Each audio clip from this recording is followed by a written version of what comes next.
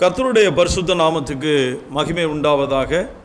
ஆண்டவராகிய இயேசு கிறிஸ்துவின் ஈடு இணையற்ற நாமத்தினாலே உங்கள் யாவரையும் வாழ்த்துகிறேன். கர்த்தர் உங்களையும் உங்கள் பிள்ளைகளையும் நீங்கள் கையிட்டு செய்கிற எல்லாவற்றையும் ஆசீர்வதிப்பாராக. மார்க் எழுதின சுவிசேஷம் 4ஆம் அதிகாரம் 35ஆம் வசனத்திலிருந்து நாம் பார்த்தோமானால், ஆண்டவராகிய இயேசு கிறிஸ்து சொல்லுகிறார், அக்கறைக்கு போவோம் வாருங்கள் என்று சொல்லும்போது அவரோடு கூட அநேக படகுகள் இருந்தது. அதிலே ஒரு படகிலே அவரையும் வைத்து அவர்கள் சீஷர்கள் எல்லாரும் சென்று கொண்டிருக்கிறார்கள். ஆண்டவர் இயேசு கிறிஸ்து கப்பலின் பின்னணையத்திலே தலையணை வைத்து தூங்கி கொண்டிருக்கிறார்.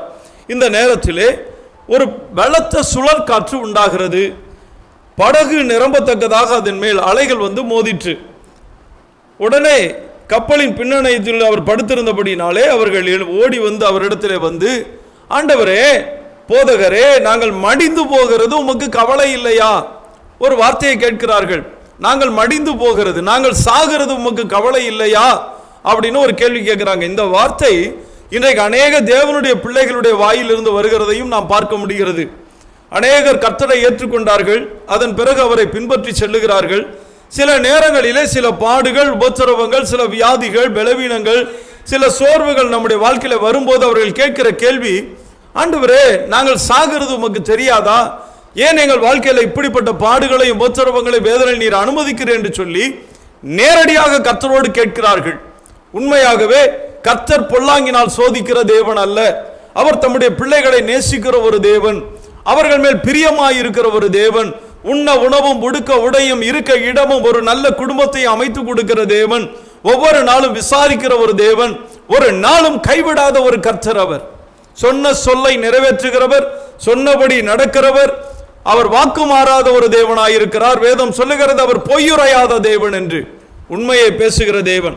ஆனால் தேவ பிள்ளைகள் என்ன நினைக்கிறார்கள்? தங்களுடைய வாழ்க்கையிலே ஏதாவது ஒரு பிரச்சனை வந்துட்டா கர்த்தர் கைவிட்டாருங்க, கர்த்தர் பார்க்கிறதே இல்லைங்க அப்படின்னு சொல்லி பேசுகிறார்கள். இங்கே கூடவே ஆண்டவராகிய இயேசு கிறிஸ்து இருக்கிறார். இவர்கள் கூடவே இருந்து சாப்பிட்டவர்கள், கூட நடக்கிறவர்கள் 12 பேரும். யூதாஸ் காரியோத்து இன்னும் சாகவில்லை. இந்த நேரத்திலே இவர்கள் போய் அவரை எழுப்பி, நாங்கள் சாகிறது உமக்கு கவலை இல்லையா? இப்பொழுது கர்த்தர் இயேசு என்ன செய்கிறார் பாருங்க. அவள் எழுந்து காற்றை அதட்டி, கடலை பார்த்து இறையாதே, அமைதலாய் இரு என்றார். அப்பொழுது காற்று நின்று போய் மிகுந்த அமைதல் உண்டாயிற்று. உடனே அவர்கள் பார்த்து கேட்கிற ஒரு கேள்வி, ஏன் இப்படி பயப்பட்டீர்கள்? ஏன் உங்களுக்கு விசுவாசம் இல்லாமற் போயிற்று? 2 காரியங்கள் நடக்கிறது. ஒன்று, காற்றை அதட்டுகிறார், கடலை பார்த்து இறையாதே, அமைதலா இரு என்று கட்டளை இடுகிறார். காற்றை பார்த்து கொஞ்சம் சத்தம் இல்லாம இரு அப்படிலாம் சொல்லல. ஆண்டவர் இயேசு கிறிஸ்து கட்டளை இடுகிறவர். ஏன் அப்படி கட்டளை இடுகிறார்னு உங்களுக்கு தெரியுமா? ஆண்டவர் இயேசு கிறிஸ்து யார் என்று தெரிந்தால் நம்முடைய வாழ்க்கையில ஒரு பெரிய மாற்றம் உண்டாகும். இன்றைக்கு அநேகருடைய வாழ்க்கையில இயேசு கிறிஸ்துவை ஏற்றுக்கொண்டார்கள், இயேசுவோடு கூட இருக்கிறோம் என்று சொல்லி உடன்படிக்கை எடுத்து விட்டார்கள். ஆனால் இயேசு கிறிஸ்துவை குறித்து அறிகிற அறிவு என்பது ரொம்ப கம்மி. அதனால்தான் பவுல் சொல்லுகிறார், நான் அவரை அறிகிற அறிவின் மேன்மைக்காக எல்லாவற்றையும் நஷ்டம் என்று எண்ணுகிறேன், குப்பையாக எண்ணுகிறேன். ஏன்னா என் ஆண்டவர் இயேசுவை குறித்து நான் அறிந்து கொள்ள வேண்டும். இன்றைக்கு நீங்களும் அறிந்து கொள்ள வேண்டும் என்று சொல்லி நான் விரும்புகிறேன். எபிரேயருக்கு எழுதின நிருபம் 1ஆம் அதிகாரம் 1ஆம் வசனத்திலிருந்து நான் வாசிக்கிறேன் பாருங்கள். பூர்வ காலங்களில் பங்கு பங்காகவும் வகை வகையாகவும் தீர்க்கதரிசியின் மூலமாய் பிதாக்களுக்கு திருவுளம் பற்றின தேவன் இந்த கடைசி நாட்களில் குமாரன் மூலமாய் நமக்கு திருவுளம் பற்றினார். இவரை சர்வத்துக்கும் சுதந்திரவாளியாக நியமித்தார். இவரை கொண்டு உலகங்களையும் உண்டாக்கினார். இந்த உலகம் நாம் கண்களினால் காண்கிற இந்த உலகம் காணக்கூடாத ஒரு உலகம், காண்கிற ஒரு பூமி. இந்த பூமியில் இருக்கிற மச்சங்கள், சமுத்திரம், நீர்வீழ்ச்சி, ஆறுகள், மலைகள், பர்வதங்கள் எல்லாவற்றையும் உண்டாக்கினவர், சந்திர சூரிய நட்சத்திர மண்டலங்களை உண்டாக்கினவர் இயேசு கிறிஸ்து. அதைத்தான் இங்கே சொல்லுகிறார், இவரை கொண்டு உலகங்களையும் உண்டாக்கினாராம். இவர் தான் சுதந்திரவாளி, இவர் சர்வ வல்லமை படைத்தவர். இந்த ஆண்டவராகிய இயேசு கிறிஸ்துவுக்கு தான் எல்லா அதிகாரங்களும் இருக்கிறது. இதை நாம் முதலாவது புரிந்து கொள்ள வேண்டும். இன்றைக்கு அதுவே புரியாததினால்தான் இன்றைக்கு தேவனுடைய பிள்ளைகள் மிகுந்த குழப்பம் உள்ளவர்களாய் இருக்கிறார்கள். இந்த உலகம் சபிக்கப்பட்ட ஒரு உலகம், இந்த பூமி சபிக்கப்பட்ட பூமி. இந்த பூமியில பல பிரச்சனைகள் நமக்கு வரத்தான் செய்யும். ஊழியக்காரங்களாகிய எங்களுக்கும் வரும், விசுவாசிகளாகிய உங்களுக்கு வரும். ஒண்ணுமே வராது பிரதர், நான் ஆண்டவரை ஏற்றுக்கொண்டேன், இனி எதுவுமே இல்லை. நீங்க 1000 கடன் வாங்கி வச்சிருப்பீங்க, கர்த்தரை ஏற்றுக்கொண்டோன்னா கர்த்தர் வந்து கடன் அடைச்சிருவாரா? இல்ல, உங்க கைகளின் பிரயாசத்தை ஆசீர்வதிப்பார். நீங்க அதன் மூலமா கடன் அடைக்கணும். உங்க பிள்ளைகளை வளர்க்க வேண்டிய விதத்துல வளர்க்கணும். அப்பதான் உங்க பிள்ளைகள் சரியான பாதையில செல்லுவார்கள். உங்க பிள்ளைகளை அதிர்ஷ்டத்துக்கு விட்டுட்டு அப்புறமேட்டு கர்த்தர் பாருங்க என் பிள்ளைய விட்டுட்டாரு, அப்படி இல்லை. கர்த்தர் கைவிட மாட்டாருங்க, கர்த்தர் நடத்துவார், உண்மைதான். ஆனால் வேதம் சொல்லுகிறதை கவனிக்கணும் இல்லையா? பிள்ளையாண்டவன் நடக்க வேண்டிய வழியிலே நடத்து. அப்ப நடத்த வேண்டிய நிலை தாய் தகப்பனுக்கு. அதை விட்டுட்டு பிள்ளைய அது போக்களை விட்டுட்டு கடைசியில வந்து என் பிள்ளை கீழ்ப்படிய மாட்டேங்கிறான், அதனால வாழ்க்கையில பிரச்சனை, குடும்பத்துல பிரச்சனை அப்படின்னு நம்ம இன்னைக்கு பேசிக்கிட்டு இருக்கோம். அது கிடையாது. கர்த்தர் செம்மையாய் நடத்துவார். இன்றைக்கு அவர் செட்டைகளின் கீழ் அடைக்கலமாய் வந்த உங்களுடைய வாழ்க்கையிலே இனி கர்த்தர் நடத்துகிற பாதையை நீங்கள் பார்ப்பீர்கள். காரணம், அவர் சர்வ வல்லமையுள்ளவர். இரண்டாவது ஒரு வசனத்தை உங்களுக்கு சொல்லுகிறேன் பாருங்கள். கொலோசியருக்கு எழுதின நிருபம் 1 அதிகாரம் 15-16 வசனங்களிலே நாம் பார்க்கிறோம். அவர் அதர்சனமான தேவனுடைய தற்சொரூபமும் சர்வ சிருஷ்டிக்கும் முந்தின பேருமானவர். ஏனென்றால் அவருக்குள் சகலமும் சிருஷ்டிக்கப்பட்டது, பரலோகத்தில் உள்ளவைகளும் பூலோகத்தில் உள்ளவைகளும் ஆகிய காணப்படுகிறவைகளும் காணப்படாதவைகளுமான சகல வஸ்துக்களும், சிங்காசனங்கள் ஆனாலும் கர்த்தத்துவங்கள் ஆனாலும் துரைத்தனங்கள் ஆனாலும் அதிகாரங்கள் ஆனாலும் சகலமும் அவரை கொண்டும் அவருக்கென்றும் சிருஷ்டிக்கப்பட்டது. அவர் எல்லாவற்றுக்கும் முந்தினவர், எல்லாம் அவருக்குள் நிலை நிற்கிறது. இந்த ஆண்டவராகிய இயேசு கிறிஸ்துவை குறித்து கொலோசே சபைக்கு சொல்லும் போது நீங்கள் என்ன நினைக்கிறீர்கள்? இயேசு யார் என்று நினைக்கிறீர்கள்? அவருக்குள் தான் எல்லாம் உண்டாக்கப்பட்டது. அவர் சகலத்தையும் உண்டாக்கினவர். நீங்கள் நினைப்பது போல மரியாளின் மகன் அல்ல, அவர் தேவகுமாரன். தேவனுடைய சர்வ சிருஷ்டிகளுக்கும் எஜமானன் அவர்தான். எல்லாவற்றையும் உண்டாக்கினவர், உருவாக்கினவர் அவர். அவரை குறித்து நாம் வேதம் சொல்லுகிற இன்னொரு வார்த்தையை வாசிக்கும் போது உங்களுக்கு தெளிவாக தெரியும். யோவான் எழுதின சுவிசேஷம் 1 அதிகாரம் 1 வசனத்திலிருந்து வாசிக்கிறேன். ஆதியிலே வார்த்தை இருந்தது, அந்த வார்த்தை தேவனிடத்தில் இருந்தது, அந்த வார்த்தை தேவனாய் இருந்தது, அவர் ஆதியிலே தேவனோடு இருந்தார். சகலமும் அவர் மூலமாய் உண்டாயிற்று, உண்டானதொன்றும் அவராலே அல்லாமல் உண்டாகவில்லை. 11 வசனம் பாருங்க. அவர் தமக்கு சொந்தமானதிலே வந்தார், அவருக்கு சொந்தமானவர்களோ அவரை ஏற்றுக்கொள்ளவில்லை. சகலமும் அவர் மூலமாகத்தான் உண்டாயிற்று. அதனாலதான் ஆண்டவர் இயேசு சொன்ன உடனே இந்த காற்றும் கடலும் பேசாம இருந்துச்சு. ஆனா விசுவாசி பேசாம இருக்கிறது இல்லை. காற்று பேசாம இருக்கும், கடல் பேசாம இருக்கும். மீனை பார்த்து வலைக்குள்ள வானா வரும், ஏன்னா ஆழத்துல போய் வலைய போடுனாரு, போட்டான், திரளான மீன்கள் வந்துச்சு. எப்படி வந்துச்சு? ராம் முழுவதும் பிரயாசப்பட்டு ஒன்றும் இல்லைன்னு சொன்ன அதே மனிதன் தான் இவ்வளோ பிடிச்சதுக்கு அப்புறம் அவர் பாவத்தில் விழுகிறான். நான் பாவியான மனுஷன், என்னை விட்டு போயிருக்கேன்னு. அதே நேரத்தில் பின்வாற்றம் அடைந்த போது அதே பேதுரு ராம் முழுவதும் பிரயாசப்படுகிறான், ஒண்ணுமே கிடைக்கல. இப்ப என்ன நடக்கிறது? ஆண்டவர் இயேசு வாசல்ல கடற்கரையில் நிற்கிறாரு. போப்பா போ, வலதுபுறமா வளைய போடுங்கிறார். 153 பெரிய மீன்களாலே வலை நிறைந்தது. யோசித்து பாருங்களேன், எப்படி அந்த மீன்கள் வந்தது? எங்கிருந்து வந்தது? என் ஆண்டவர் இயேசு சொன்னால் எல்லாம் கீழ்ப்படியும். கர்த்தருடைய பிள்ளைகளாகிய அவர் பிள்ளைகள் ரட்சிக்கப்பட்டவர் தான் இன்றைக்கு அநேகர் கீழ்ப்படியாமல் இருக்கிறார்கள். கர்த்தர் சொன்னதை கேட்கணும். ஒரு தூண்டிலை போடு, ஒரு மீனை பிடி, அதன் வாயிலே ஒரு வெள்ளி பணம் இருக்கும். பிடிக்கிறதுக்கு முன்பாகவே மீனிடத்துல சொல்லிவிட்டார், போ நீ ஒரு வெள்ளி பணத்தை எடுத்துக்கொண்டு வா என்று சொல்லி அதையே செய்த மீன். மீனுக்கும் கேட்கும், கோழிக்கும் கேட்கும், காகங்களுக்கு கேட்கும். கர்த்தர் பேசினார் என்றால் வேதமே என்ன சொல்லுகிறது தெரியுமா? அவர் சொல்ல ஆகும், அவர் கட்டளையிட நிற்கும். அவர் சகலத்தை உண்டாக்கினவர், அவர் சொல்லுக்கு எல்லாமே கீழ்ப்படியும். வானத்து மதகுகளை திறக என்றால் திறந்து விடும், தண்ணீரின் ஊற்றுகள் பெறப்பட வேண்டும் என்றால் பிறக்கும், எல்லாம் நடக்கும். எல்லாவற்றையும் செய்ய வல்லமையுள்ள தேவன். அவர் சொல்லுகிறார், காற்றையும் கடலையும் பார்த்து இறையாதே, அமைதலாயிரு. சொல்லிவிட்டு தான் தன்னுடைய பிள்ளைகளை பார்த்து கேட்கிறார். சீஷர்கள் பிள்ளைகள் தான் என்ன கேட்கிறார் தெரியுமா? ஏன் இப்படி பயப்பட்டீர்கள்? ஏன் உங்களுக்கு விசுவாசம் இல்லாமற் போயிற்று? 2 கேள்வி.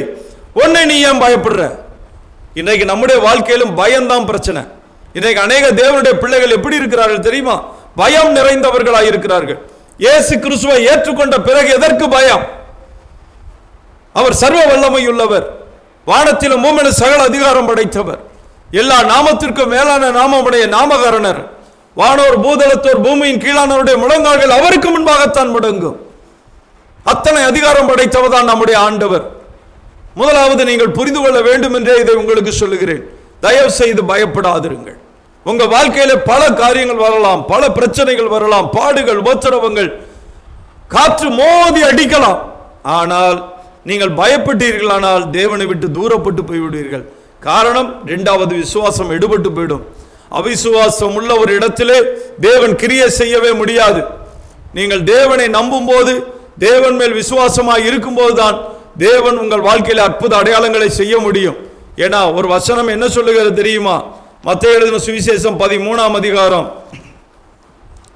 கடைசி வசனத்தை பாருங்க. மத்தேயு 13ஆம் அதிகாரம் கடைசி வசனம்.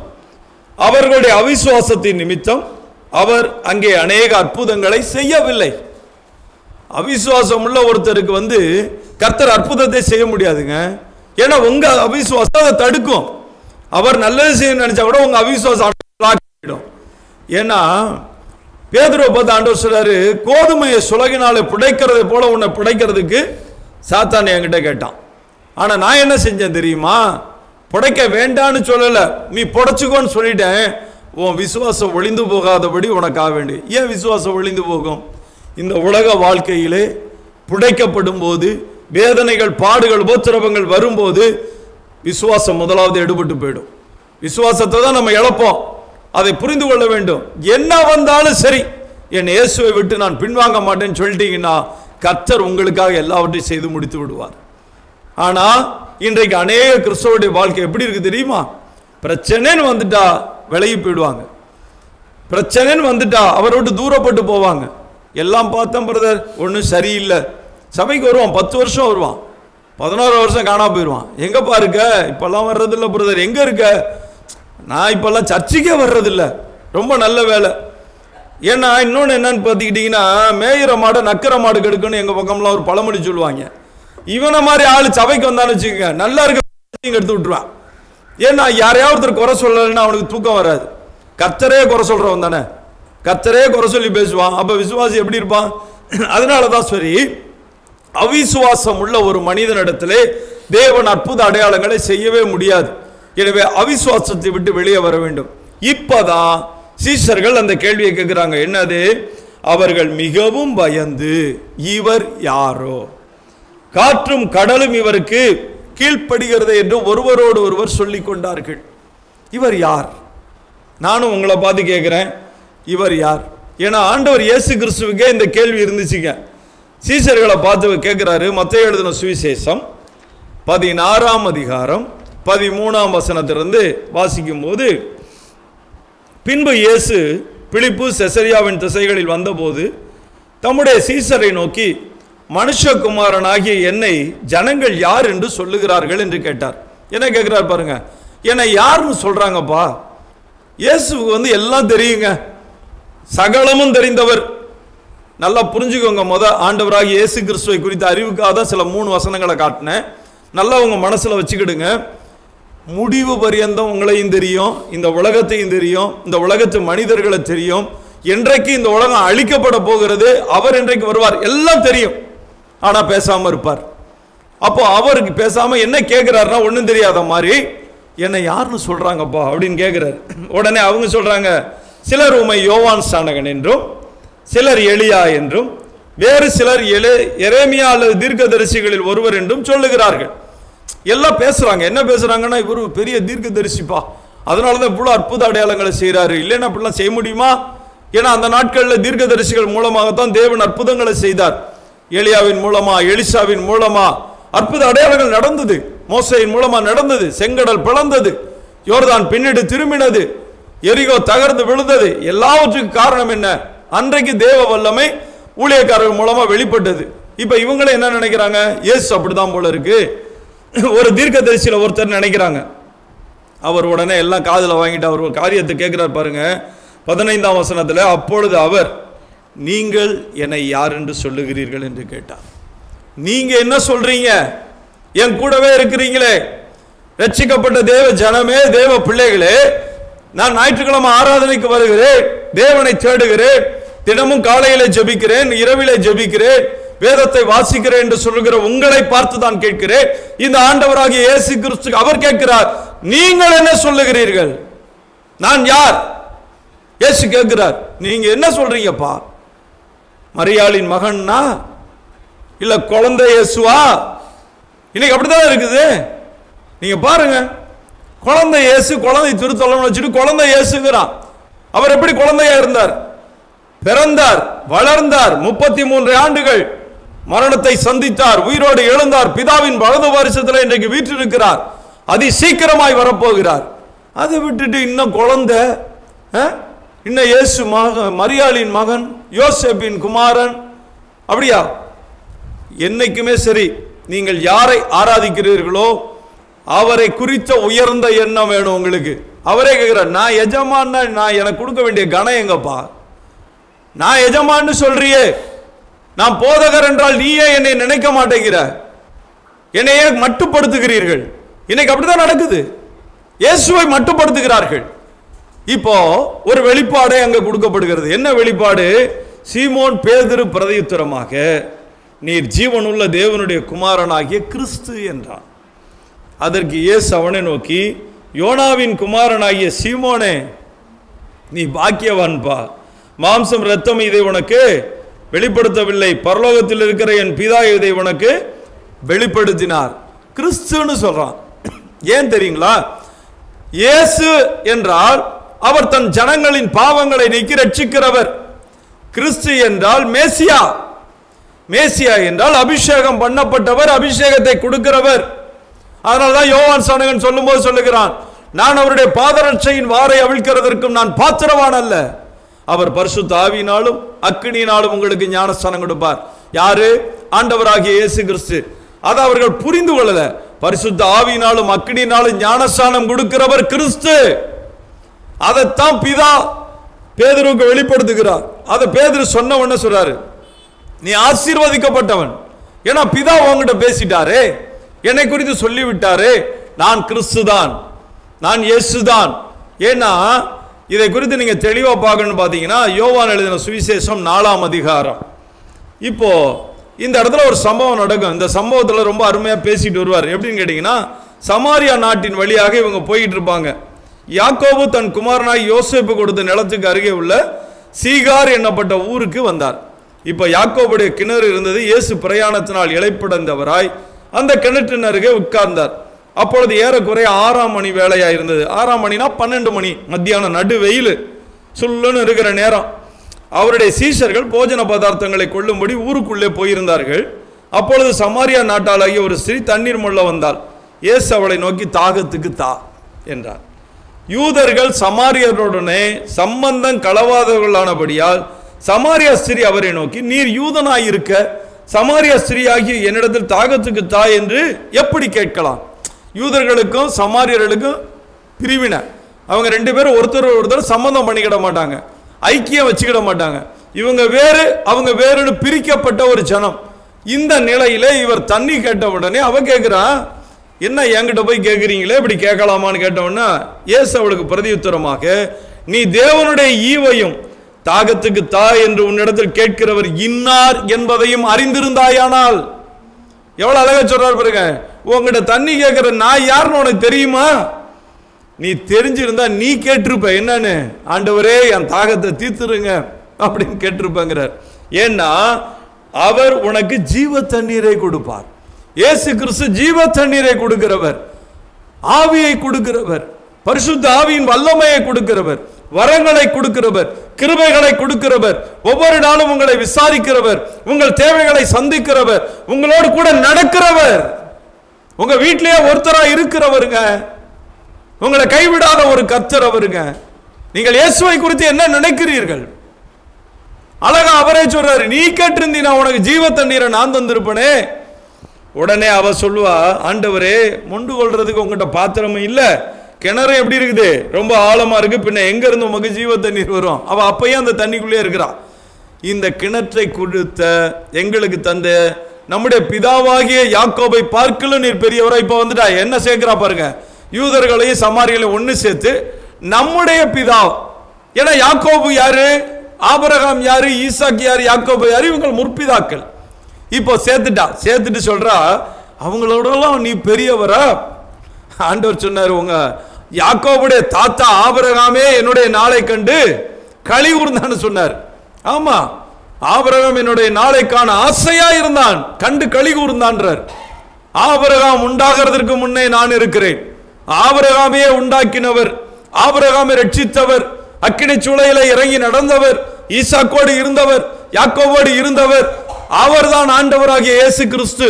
அந்த ஆண்டவர் சொல்லுகிறார், அவ கேட்கிற, நீர் பெரியவரோ? அவரும் அவர் பிள்ளைகளும் அவர் மிருக ஜீவன்கள் இதில் குடித்ததுண்டே என்றால், இயேசு அவளுக்கு பிரதியுத்தரமாக, இந்த தண்ணீரை குடிக்கிறவனுக்கு மறுபடியும் தாகம் உண்டாகும்.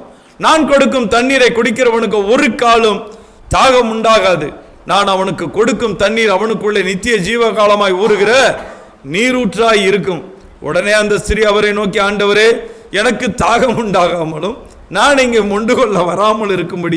இவ கான்செப்ட் பூரா என்னன்னா தண்ணி, பச்சை தண்ணிங்கிறோம் அந்த தண்ணி. இவர் பேசுறது பூரா ஆவி. ரெண்டுக்கு எவ்வளவு வித்தியாசம் பாருங்க. ஆவியானவரை குறித்து ஆண்டவர் இயேசு பேசிக்கிட்டு இருக்கிறாரு, இவ சாதாரண தண்ணி, லிட்டரலா நம்ம குடிக்கிற தண்ணியை குறித்தே பேசிக்கிட்டு இருக்கிறா. அப்போ உடனே, சரி நீ போய் உன் புருஷனை இங்கே அழைத்து கொண்டு வா. இந்த வார்த்தையை பாருங்களேன். அவ உடனே எனக்கு புருஷன் இல்லை என்றால், உடனே அவர் உடனே சொல்றாரு, இந்த ஆர்கியூமெண்ட்டை நீங்க வீட்டில் உட்காந்து படிச்சு பாருங்க. இயேசு பக்கத்துல நின்று பேசுற மாதிரி, சமாரியா ஸ்திரீ பக்கத்துல நிக்கிற மாதிரி எப்படி இருக்குன்னு பாருங்க. உடனே அவர் சொல்றாரு, எனக்கு புருஷன் இல்லை என்று சொன்னது சரிதான், நீ கரெக்ட். ஏன்னா ஏற்கனவே 5 புருஷர் உனக்கு இருந்தார்கள், இப்பொழுது உனக்கு இருக்கிறவன் உனக்கு புருஷன் அல்ல, இதை உள்ளபடியே நீ சொல்லிட்ட அப்படிங்கிறார். அப்பொழுது அந்த ஸ்திரீ அவரை நோக்கி, ஆண்டவரே, நீர் தீர்க்கதரிசி என்று காண்கிறேன். ஒவ்வொரு ஸ்டெப்பா நான் வந்து வர்றா பாருங்க. யாக்கோபிலும் பெரியவரா, இப்படியே ஒவ்வொன்றா கேட்டுட்டு வந்து இப்ப எங்க வந்துட்டா, நீர் தீர்க்கதரிசி என்று காண்கிறேன்னு சொன்ன உடனே தான் அவர் சொல்றாரு, எங்கள் பிதாக்கள் இந்த மலையிலே தொழுது கொண்டு வந்தார்கள், நீங்களோ என்ன சொல்லிக்கிட்டு இருக்கிறீங்க, எருசலேமில் இருக்கிற ஸ்தலத்தில் தொழுது கொள்ள வேண்டும் என்கிறீர்களே அப்படின்னு சொல்லும் போது ஆண்டவர் இயேசுவார், ஸ்ரீயே, நான் சொல்லுகிறதை நம்பு, நீங்கள் இந்த மலையிலும் எருசலேமிலும் மாத்திரமல்ல, எங்கும் பிதாவை தொழுது கொள்ளும் காலம் வருகிறது. அந்த காலம் தான் இந்த காலத்தில் ஒன்று. இன்னைக்கு நாம் எங்கே தொழுது கொள்கிறோம்? திருச்சியில் ஒரு பகுதியில் நம்ம தொழுது கொண்டிருக்கிறோம். எங்கே வேண்டுமானாலும் பிதாவை நாம் தொழுது கொள்ளலாம். ஆனால் பிதாவை எப்படி தொழுது கொள்ள வேண்டும்? நீ தொழுது கொண்டிருக்கிற மாதிரி இல்லை. சமாரியா ஸ்திரீயை பார்த்து அதுதான் சொல்ல வர்றார். அப்படி அல்ல, ஆவியோடும் உண்மையோடும் அவரை தொழுது கொள்ள வேண்டும். தேவன் எப்படி இருக்கிறார் என்று நினைக்கிறாய்? தேவன் ஆவியாய் இருக்கிறார். ஆவியான தேவனை ஆவியோடு தொழுது கொள்ள வேண்டும் என்று சொல்லிவிடும் போது அவர் சொல்றா, என்ன வார்த்தையை சொல்றா பாருங்க. 25ஆம் வசனத்துல, மேசியா வருகிறார் என்று அறிவேன், அவர் வரும்போது எல்லாவற்றையும் நமக்கு அறிவிப்பார்னு சொன்ன உடனே தான் அதற்கு இயேசு, உன்னுடனே பேசுகிற நானே அவர்னு சொல்றார். இதுவரைக்கும் நீ சந்தேகப்பட்டு இருந்த பத்தியா, மேசியா வருவார்னு நீ எதிர்பார்த்த பத்தியா, அந்த மேசியா நான். அதனாலதான் இயேசு அங்க வந்தார். இயேசு அவளை தேடி வந்தது காரணம், ஒவ்வொரு இடத்துக்கும் அவர் போறதுக்கு ஒரு காரணம் இருக்கும். இவளை தேடி வந்தது காரணம், இவள் மேசியாவை எதிர்நோக்கி காத்திருக்கிறவள். ஆனால் பாவத்தில் கிடக்கிறான், பயங்கரமான பாவம். ஆண்டவர் சொன்னார், நீதிமான்களை அல்ல பாவிகளை ரட்சிக்கிறதுக்கு தான் இந்த உலகத்திலே வந்தேன். நான் நீதிமான், நான் உத்தமன், நான் சன்மார்க்கன், போ நீ அப்படியே போ. இல்ல ஆண்டவரே, நான் பாவி, என்னை மன்னியுங்க, என்னை ஏற்றுக்கொள்ளுங்கன்னு சொல்லுகிற பாவி என்று உணர்கிறவனை, முழங்கால் படியிட்டு பாதத்தில் விழுகிறவனை இயேசு ஏற்றுக்கொள்ளுகிறார். இன்னைக்கு அதை தான் தெரியல. இன்னைக்கு நிறைய பேர் என்ன சொல்றான், நான் நீதிமான் சொல்லிட்டே வாழ்ந்துக்கிட்டு போயிட்டு இருக்கான். இதற்கு பிறகு நிறைய காரியங்கள் நடக்கும். யோசிச்சு பாருங்க, ஆண்டவர் இயேசு தன்னை மேசியா என்று சொல்லி வெளிப்படுத்தினார். நீங்க என்ன நினைக்கிறீங்க? இயேசு கிறிஸ்து மேசியா என்று நினைக்கிறீர்களா, அல்லது இயேசு என்று நினைக்கிறீர்களா, அல்லது கிறிஸ்து இயேசு என்று நினைக்கிறீர்களா? ஒவ்வொன்றுக்கும் வித்தியாசம் இருக்கு. பவுலுடைய லெட்டர்ல நீங்க வாசிட்டே வாங்க, கொரிந்தியரை தாண்டும் போது அவர் எழுத ஆரம்பார், கிறிஸ்து இயேசுன்னு எழுத ஆரம்பார், அபிஷேகம் பண்ணப்பட்ட கிறிஸ்து. அதுக்கு முன்னாடி எல்லாம் இயேசு இயேசும்பார். ஏன்னா பவுலுக்கு நல்லா தெரியும். அந்த பவுலுடைய வாழ்க்கையில பாத்தீங்கன்னா, பவுல் அழகா சொல்லுவாரு, நான் விசுவாசித்திருக்கிறவர் இன்னார் என்று அறிவேன். எனக்கு தெரியும், எனக்கு அவரை தெரியும். ஏன்னா இந்த இயேசு கிறிஸ்துவை யார் யார் தொழுது கொள்ளுகிறார்களோ அவர்கள் எல்லாரையும் கொலை செய்யும்படியாக அவன் புறப்படுகிறான். கர்த்தருக்காக வைராக்கியம் நிறைந்த ஒரு மனிதன், கமாலியலின் பாதத்திலே படித்தவன், நீங்க அப்போஸ்தலர் நடவடிக்கைகள் 22ஆம் அதிகாரத்தில் பார்த்தீங்கன்னா அங்கே அழகாக சொல்லப்படுகிறது. என்ன சொல்றார் பாருங்க, நான் கமாலியலின் பாதத்தில் படித்தேன், இவருக்காக நான் தேவனுக்காக வெகு வைராக்கியமாக இருந்தேன் என்று சொல்லுகிறவன், நான் இந்த மாதிரி லெட்டர்லாம் வாங்கிட்டு எல்லாத்தையும் கொல்லணும், சிறையில் அடைக்கணும்னு சொல்லி இந்த தேவனை தொழுது கொள்ற மாட்டாமல் இயேசுவை யார் தொழுது கொண்டாலும் அவர்களை நான் கொலை செய்யும்படியாக போனேன். ஆனால் அந்த இயேசு என்னை சந்தித்தார். ஒரு பெரிய வெளிச்சம் என் மேல் வீசியது. 22ஆம் அதிகாரம் 6ஆம் வசனத்தில் பாருங்க, நான் பிரயாணப்பட்டு தமஸ்குவுக்கு சமீபமான போது மத்தியான வேளையிலே சடுதியாய் வானத்திலிருந்து பேர் ஒளி உண்டாகி என்னை சுற்றி பிரகாசித்தது. நான் தரையில் விழுந்தேன். அப்பொழுது சவுலே சவுலே, நீ என்னை ஏன் துன்பப்படுத்துகிறாய் என்று என்னுடனே சொல்லுகிற ஒரு சத்தத்தை கேட்டேன். அதற்கு நான், ஆண்டவரே நீர் யார் என்றேன். அவர், நீ துன்பப்படுத்துகிற நசரேனாகிய இயேசு நானே. இங்கே சொல்றார் நசரேனாகிய இயேசு நானே. நல்லா யோசிச்சு பாருங்க என்ன நடக்குது. இயேசு கிறிஸ்து இல்லை, இயேசு கிறிஸ்துவை பவுலுக்கு தெரியாது. ஆனால் அந்த மார்க்கத்தை தொழுது கொள்ளக்கூடாது என்று சொல்லி கடுமையாக நடவடிக்கை, மிகப்பெரிய நடவடிக்கை. ஸ்தேவானுடைய மரணத்தெல்லாம் பார்க்கிறார். ஸ்தேவான் அருமையான ஒரு வாலிப பிள்ளை, விசுவாசத்திலும் தேவ வைராக்கியத்தில் நிறைந்தவனாக அற்புத அடையாளங்களை செய்தவன். ஆனால் இப்பொழுது அவனை கொலை செய்யும்படியாக சவுல் நிற்கிறான். சவுளுடைய பாதத்தில் எல்லா ட்ரெஸ்ஸெல்லாம் வச்சுட்டு, கல்லெறியும் போது ட்ரெஸ் இடைஞ்சலா இருக்கும்ல, அதுக்காக வச்சுட்டு பார்த்துக்க சொல்லிட்டு கல்லெறிய ரெடி ஆகிறானுங்க.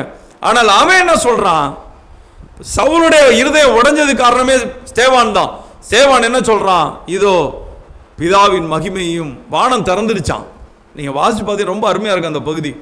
வானம் திறக்கப்பட்டது, பிதாவின் மகிமையும் வலது பாரிசத்தில் இயேசுவானவர் நிற்கிறதையும் நான் பார்க்கிறேன். இயேசுவானவர் நிற்கிறாரா, இவன் பார்க்கிறானா? தரிசனம். அது அப்புறம் சாத்தியம். ஏன்னா இயேசு உட்கார்ந்தார் இருக்கும். வேதம் முழுவதும் நீங்க வாசிச்சு பாருங்க. இயேசு பிதாவின் வலது பாரிசத்தில் உட்கார்ந்தார். இப்பயே எழுந்து நின்னார். ஸ்தேவானை வரவேற்க எழுந்து நின்னார். சர்வ வல்லவர் எழுந்து நிற்கிறார் ஸ்தேவானை அழைத்து செல்லும்படியாக. எத்தனை மகிமையான ஒரு தரிசனம் பாருங்க.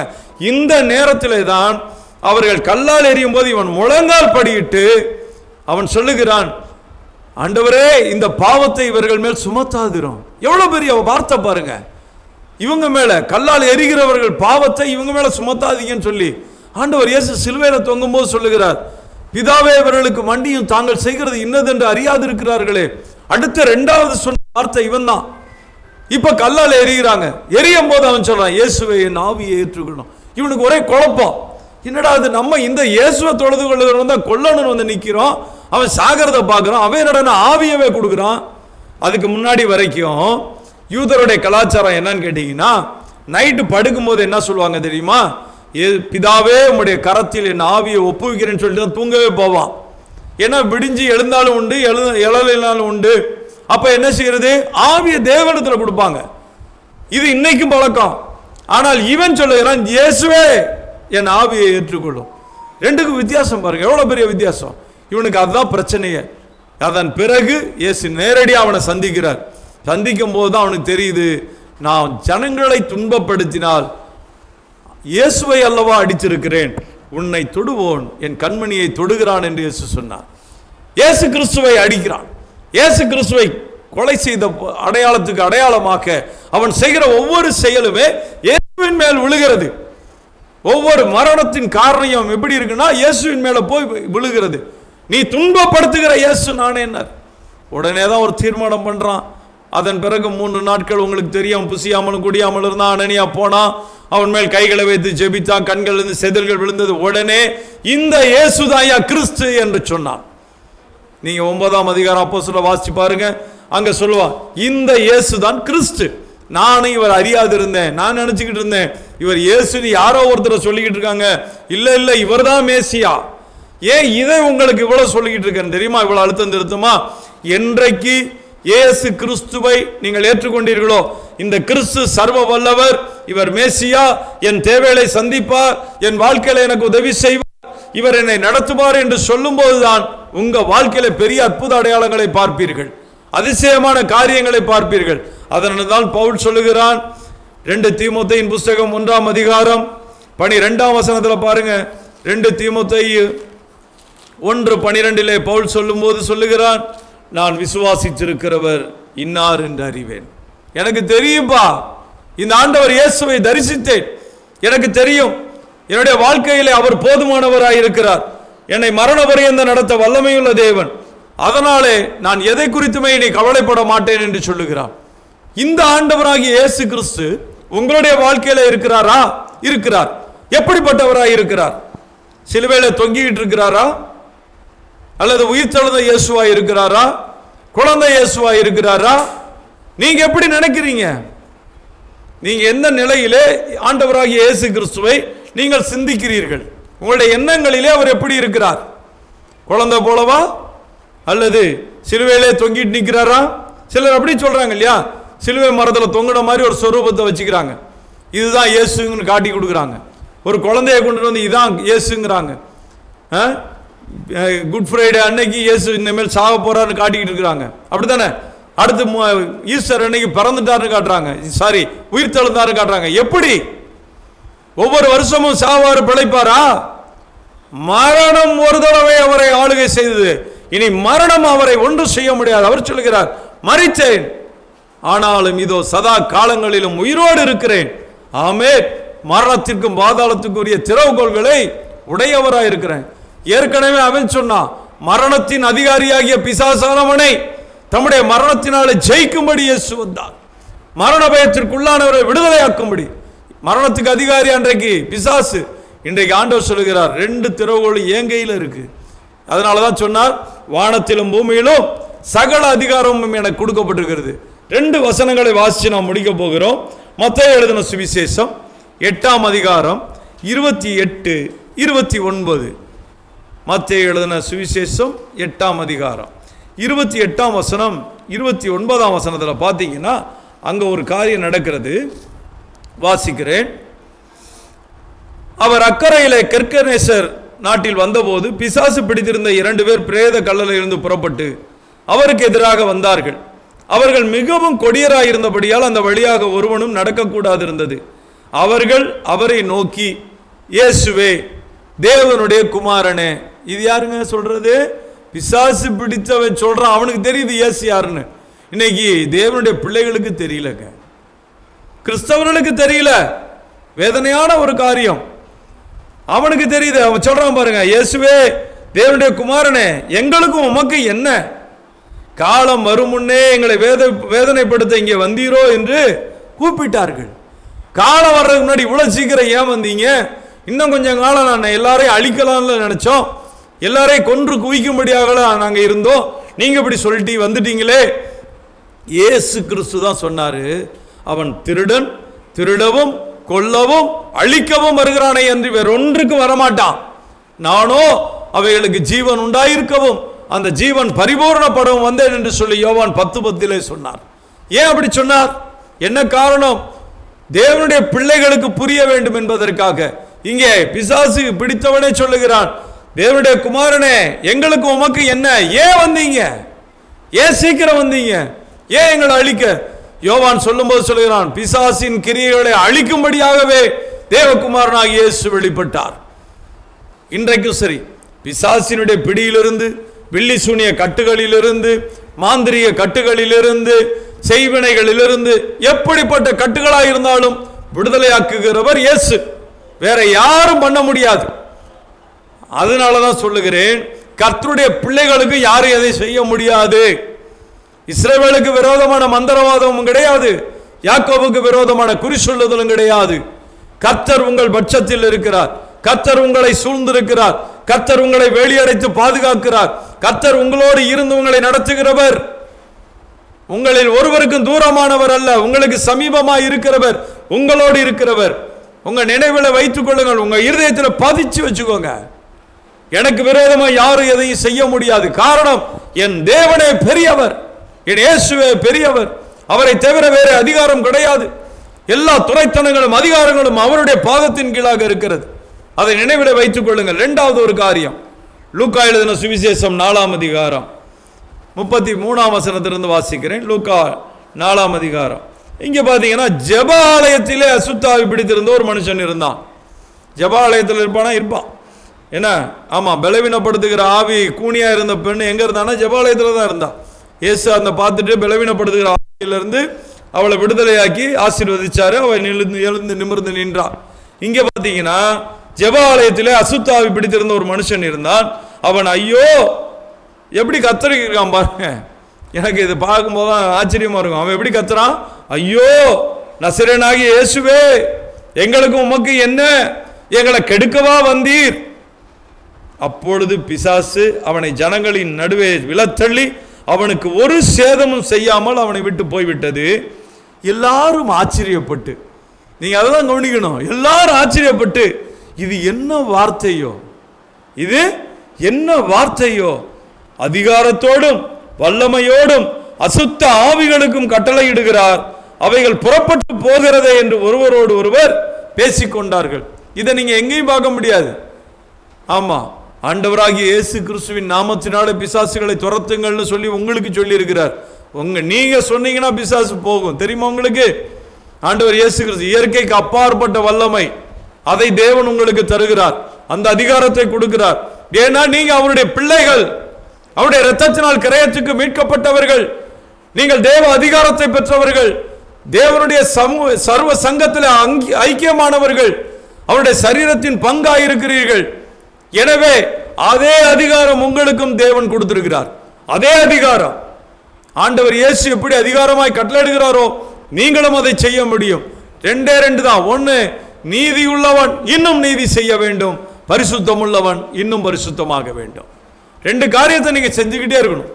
உங்களை ஆராய்ந்து பார்த்துக்கிட்டே இருக்கணும். நீங்க கிறிஸ்துவோடு கூட ஐக்கியமா இருக்கிறீங்களா, அவரை விட்டு தூரப்படுறீங்களா? அப்ப ஆண்டவர் இயேசு கிறிஸ்துவோடு பிதாவாகிய தேவனோடு ஐக்கியமா இருந்து பரிசுத்த ஆவியானவரோடு ஒப்புரவாகி பரிசுத்த ஆவியினால் நிறைந்த ஒரு வாழ்க்கை வாழும்போது இதே அதிகாரத்தை தேவன் உங்களுக்கும் கொடுக்கிறார். நீங்களும் ஆண்டவர் இயேசுவை போல, இயேசுவின் சாயலிலே நீங்கள் மாற முடியும், அவரை போல வாழ முடியும், உங்கள் வாழ்க்கையில நன்மைகளை பெற்றுக்கொள்ள முடியும், தீமைகளை எடுத்தெறிய முடியும். அற்புதமான காரியங்களை உங்களுடைய வாழ்க்கையில பார்ப்பீர்கள். எனவே எந்த சூழ்நிலையும் சரி, கர்த்தருக்கு பிரியமாய் இருங்கள், தேவனை விட்டு தூரப்பட்டு போகாதிருங்கள். புயல் அடிக்கலாம், போராட்டங்கள் வரலாம், ஆனால் எதுவாக இருந்தாலும் சரி கர்த்தர் நிச்சயம் உங்களை நடத்தி உங்களை ஆசீர்வதிக்க வல்லவராயிருக்கிறார். ஒரே ஒரு வசனம் நான் சொல்லிவிடுகிறேன், நேரம் இல்லாதனால நான் முடிக்க போகிறேன். லூக்கா எழுதின சுவிசேஷம் 19ஆம் அதிகாரம், அதுல பாத்தீங்கன்னா ஆயக்காரருக்கு தலைவனும் ஐஸ்வர்யவானுமா இருந்த சகேயு எனப்பட்ட ஒரு மனுஷன். இவனை குறித்து நிறைய பேசுற மாதிரி இருக்கும், 3/4 மணி நேரம் அவனை பேசலாம். அவன் இயேசு எப்படிப்பட்டவரோ என்று அவரை பார்க்க வகை தேடினான். ஆண்டவர் எப்படிப்பட்டவர்னு முதல் என்ன சொன்னேன் உங்களுக்கு, இவர் யாரோ, காற்றும் கடல் இவருக்கு கீழ்ப்படுகிறது. இங்க பாருங்க, இவர் எப்படிப்பட்டவர் பார்க்க ஆசை. இவன் மரத்துல ஏறி உட்கார்ந்து இருக்கிறான். ஆண்டவர் இயேசு வருகிறார். எப்பொழுதுமே இயேசு கிறிஸ்துவை தேடுகிறவர்களை அவர் அறிந்திருக்கிறார், தம்மை நம்புகிறவர்களை அறிந்திருக்கிறார். தெரியுமா? வேதம் அப்படி சொல்லுவார். நாகம் 1:7 வாசிச்சு பாருங்க. என்ன சொல்றாரு? அவர் தம்மை நம்புகிறவர்களை அறிந்திருக்கிறார். நீங்க இப்ப கேட்கிற நீங்க அவரை நம்புறீங்களா? உங்களை அறிந்திருக்கிறார். அவருக்கு பயந்துருக்கீங்களா? உங்களை அறிந்திருக்கிறார். அவரை நேசிக்கிறீங்களா? உங்களை அறிந்திருக்கிறார். அவருக்கு பிரியமா இருக்கணும் விரும்புறீங்களா? உங்களை அறிந்திருக்கிறார். அவர் உங்களை அறிந்திருக்கிறாருங்க. ஆமா, இவனுக்கு என்ன என்னம்னா, கூட்டமா இருக்கு, நம்மளால பார்க்க முடியல, ஆனா இயேசுவை பார்க்கணும். ஒரே ஒரு வாஞ்ச தாகம். உங்களுக்கு அந்த தாகம் இருக்கிறதா? காலையில தேவ சமூகத்தில் உட்கார்ந்து, ஆண்டவரே உங்களுடைய அழகிய முகத்தை நான் பார்க்கணும், ஆண்டவரே நீங்க பேசுற சத்தத்தை நான் கேட்கணும்னு சொல்லி தேவ சமூகத்தை தேடுறீங்களா? அல்லது என்ன பண்ணிக்கிட்டு இருக்கிறீங்க?